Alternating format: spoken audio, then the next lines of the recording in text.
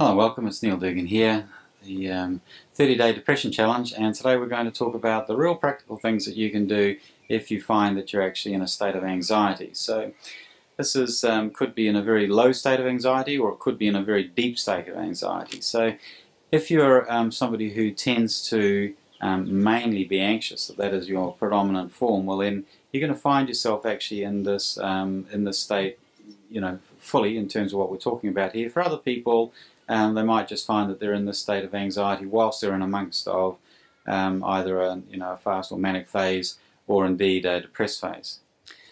Okay, so how are you going to recognize that you're actually in a state of anxiety? Well, the number one thing that you're going to notice is physical things. There's going to be all kinds of physical signs, and it'll be issues around your respiration, so your breathing, heart rate, the actual tension of the nervous system will all be very heightened. The second thing you're going to notice is that your environment will be just dreadful as far as you can see. As far as you're concerned, everything in your environment is going to be completely dreadful. So your husband's just not behaving properly, the children are a problem, workmates are a problem, and the people driving on the road are a problem. Everything's a problem when you're in this state of control or anxiety. As a result of all of this, you're very likely to withdraw from things. So you're extremely likely to feel yourself actually withdrawing from connection to people around you in particular, but in quite subtle and unusual ways. So you can still be fully engaged in certain areas of your life, but in other areas of your life you'll notice that you are really withdrawing yourself from connection with those people around you. Without any doubt, you're going to have some sort of sense of overwhelm. So you're going to feel as though everything around you is just too much. There's just too much of everything, and there's the sense of general overwhelm occurring. You're very likely to have a future orientation.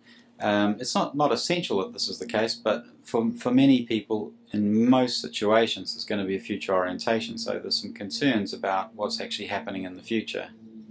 So it's very likely that there's going to be some kind of future orientation. So for nearly everybody watching this video, if you're in a state of anxiety, you're going to be concerned, or the issues around which you are focused are in the future, or they're not in the present. They're not things that are occurring right here in the now, in the present. They're things that might be going to occur.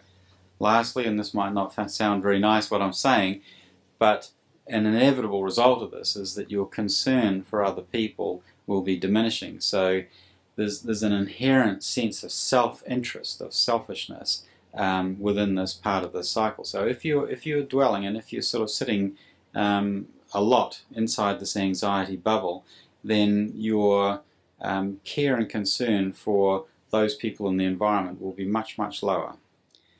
So what do? First thing we do is we observe what things we're disconnecting from, because if we're looking at the when it's the anxiety, obviously we're turning this completely on its head, and we're actually going into connection. So the first thing we want to do is we want to find out what things we're disconnecting from.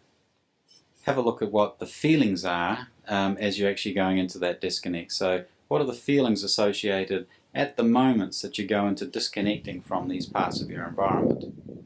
Dig a little deeper. See if there are deeper feelings sitting underneath these shallow or surface feelings. So at that moment of disconnect, you'll be feeling something. It might be anger or resentment, or disbelief, or overwhelm, or something along those lines. But just dig a little bit deeper and actually have a look at what the feelings are sitting underneath those.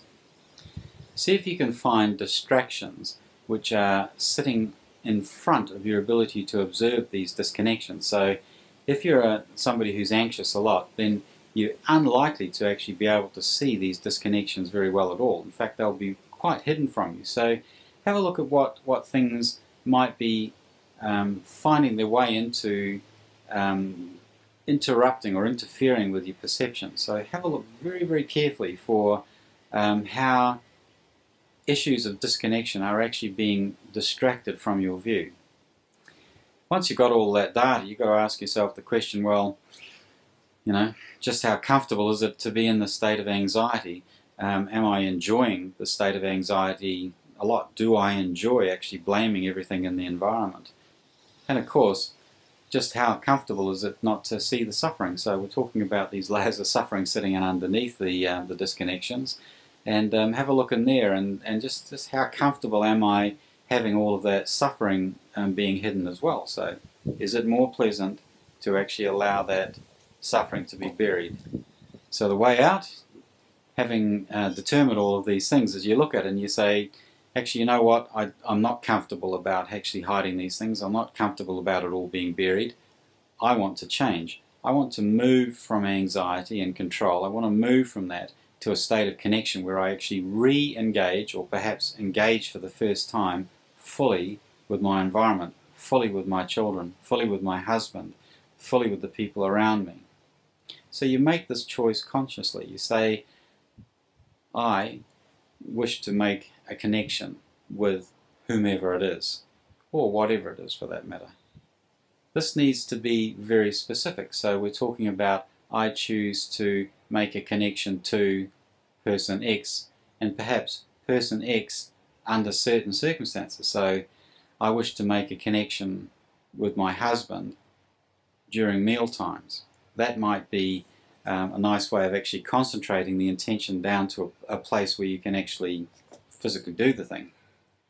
And this is based on the concept of recognizing that Rome was not built in a day, and indeed what we should be doing is actually focusing and approaching this from the concept of one day at a time, so that we make every post a winning post. We're just steadily improving day after day after day in this area. We're not expecting for this to be a revolution that happens between now and tomorrow morning. So we're looking at making these changes steadily and with great persistence.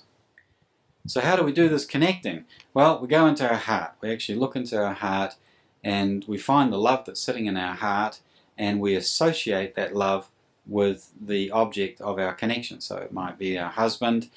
So therefore we actually go and we find the love in our heart, which is a universal love, you know, so this is divine, universal love. And we use that love to provide the energy to make the connection with our husband, as an example, or whoever it is that we're going to make the connection with. And for that matter, it could be to a concept, it could be to a system of some sort. It doesn't have to be to an individual.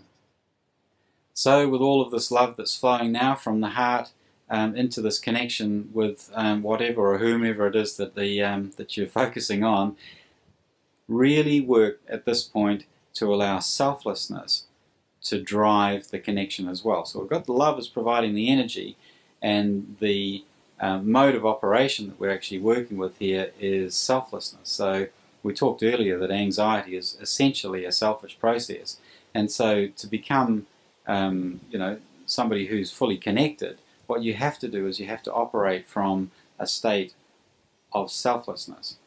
Okay, that's the end of today's video. I hope you found that useful. If you have, please like and share it. And I look forward to talking with you tomorrow about you know, the processes around awakening. Okay, so we're going to talk about I'm asleep. What can we do about becoming awake? So look forward to seeing you tomorrow, and thanks for watching. Bye.